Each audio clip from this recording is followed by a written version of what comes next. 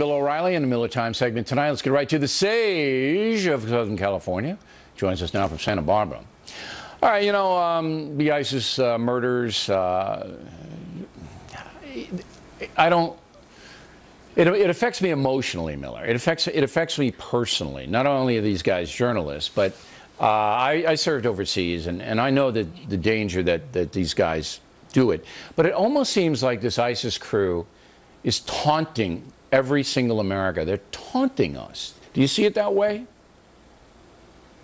I don't think it has anything to do with journalists are the ones they have access to, but they would do that to every one of us after they got rid of every Jew first. They would do that in a second.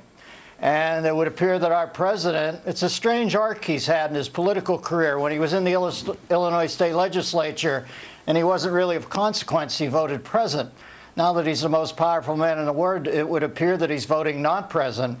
And I think that lack of a gravitational field, a simple "they're afraid of us," is starting to bite us in the arse. I remember Rudy Giuliani once said to me, you know, we might not be at war with them, but they're at war with us, and we best participate, or, you know, they think too much on that side. We've got American citizens being decapitated on iPhones.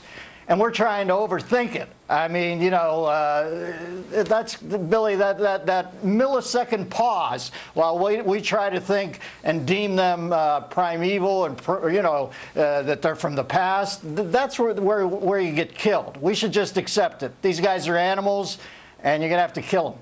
But I don't think that President Obama is going to kill anyone without, you think? Without Belgium signing off on it, or Angola.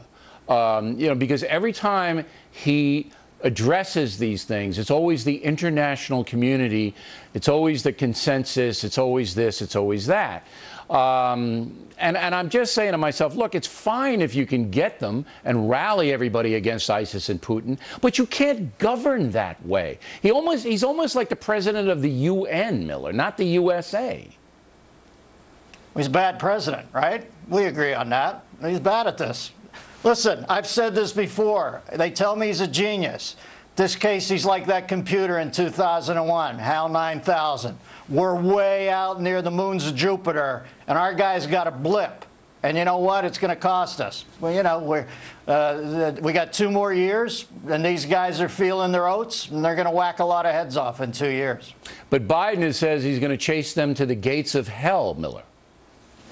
Oh, Biden. Listen, Biden was all part of this stance till he had to disengage from the fuel module. But quite frankly, Biden's been in the sidecar like Burt Ward to this guy's Adam West for 6 years now. All of a sudden, he's turning into Curtis LeMay. Biden's a hapless political hack who wants to be the next president. But the fact is, he's got this thing in place like it is right now by, you know, being this guy's Pancho Sanza. Sancho Panza. Sancho Panza, right. Don Quixote reference. You know, poor little Sancho. Now, Sancho Biden, I will remind everyone, I said Miller. it like Biden there. I said it like Biden. It's all right, Miller. Nobody's perfect. I will remind everybody, Biden was the one guy who didn't want to go and get bin Laden. He was the guy who said, no, don't do it. We'll get him at the gates of hell. We don't want to get him in Pakistan. All right, now I got to... You know, the gates of hell is the ultimate form of kicking the can. Yeah, that's right. We'll get him. You know, after everybody dies, well, the deity will sort it out. And go get him, Joe. You're a genius. Okay. Jar Jar Biden. I don't know anything about the internet, as everybody knows. I am a Luddite, as Stossel calls me. I admit it. But I don't know how hackers can get into 200 beautiful women's websites and take pictures out of there and show them to the world. I don't know how hackers can do that, Miller. Do you have any idea? Ardently and effectively, it would seem. Listen, I didn't go on because I heard one of the famous, well, it was a couple actually. I hear they had naked, full frontal 2-shot of Dick Morris and that crazy pup of his, Dubs. So that's not true.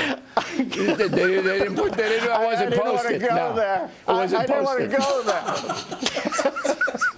Listen, we got real problems. Putting the FBI on this case is crazy. This is just people's back burners on camera. We got to put that on the back burner. We got to fight these nutcases right now, all right? We're in deeper doo-doo than Tim Robbins stepping out of that pipe in Shawshank, and we're worried about naked photos. And by the way, if Morris wasn't in it, I might consider Dubs, but I'm not going there with those two in tandem.